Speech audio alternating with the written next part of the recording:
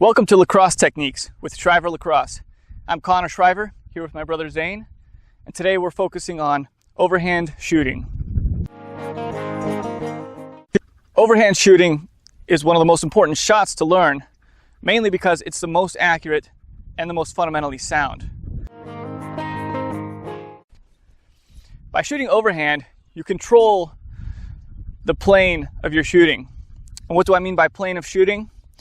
If you're throwing or passing overhand, your stick's moving on one plane of direction. So if my stick's vertical and moving vertical, the ball is going to travel on that vertical path. So if I'm shooting or passing, it's going to be, and I miss high or low, it's going to be on that same plane. As soon as I start dropping my stick to a sidearm or an underhand or any angle in between, I start changing the plane. So if I'm shooting sidearm here, I change my plane to a horizontal plane instead of a vertical plane. Now what that means is if I'm shooting on the goal and I'm shooting overhand, I can control on a vertical plane. So if I'm aiming, say, for top right and I miss high or low, I can miss low all the way down to the ground into a bounce shot, or high, I simply miss the goal. Now if I change it to a horizontal plane, I now switch. So if I'm missing high or low, I might shoot right where I'm aiming, miss wide right, or hit anywhere along this lines. And if the goalie's standing here and I miss more towards his right, it becomes easier to save as I shoot directly at his stick. If you're in an open spot on the field and you have time and space to take a shot, but not enough time and space to take extra steps with your shot, you should start always by having your feet in a ready position and your stick in a position to catch the ball. Now, as your teammate comes out to send you the pass, you should be ready to receive the ball. And so you'll be giving with the ball and turning your back towards the goal. And what this does is starting to create your rotation and also hide your stick from the goalie. So as you can see with Zane here, he's got the stick behind his head. So now when he turns back towards the goal, the stick will be moving from behind his head to in front of his head as he takes his shot, hiding that ball for a split second from the goalie. So you can see here he's got his back turned towards the goal, so he's got that good rotation. Now what he wants to do, he doesn't have enough time in this situation to take extra steps. So what he'll do is he'll simply open his front leg, point his foot as he begins his rotation back.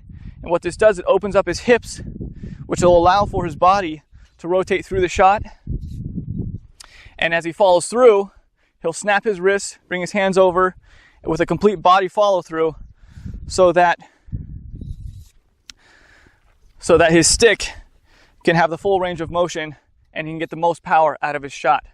So he'll have his feet in a ready position, he'll give with the pass, open his back to the goal so he can get that full rotation, open his hips back up, follow through with his rotation, and keep that same angle of shooting.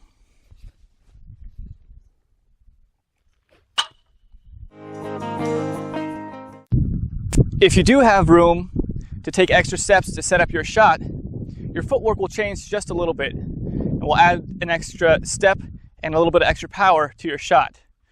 So in the same instance where he's got his feet ready, he's got a stick ready in receiving position up by his head, and that's sort of 3/4.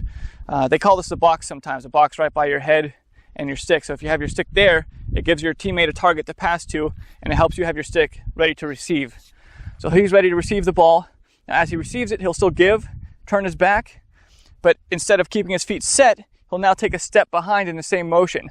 So as he gives, he steps behind with that back foot, thus further turning his body and setting him up for a bigger rotation. Now, as he steps forward, he pushes off that back foot, giving himself the power through his legs, through the ground, opening up his hips, ready for the rotation, and he follows through with his shot. Now, so you can see Zane, instead of making the step behind, he'd receive the ball, go to make his shot, and do a little hop. While you certainly can get some extra power this way, you'll get more power and have better accuracy by taking the step behind. Why is this? Mostly because as you hop off the ground, you're leaving your source of power. So as he hops, he's no longer connected to his feet are on the ground, so he can no longer push while he's in the air or be ready to react. The second part is that if he crow hops to do a shot, he's not getting as much rotation. He's not setting himself up for the follow through. Because when he steps behind, he automatically opens his back up more to the goal. That way when he steps through and he has more power to push off that back foot, he's got that automatic rotation.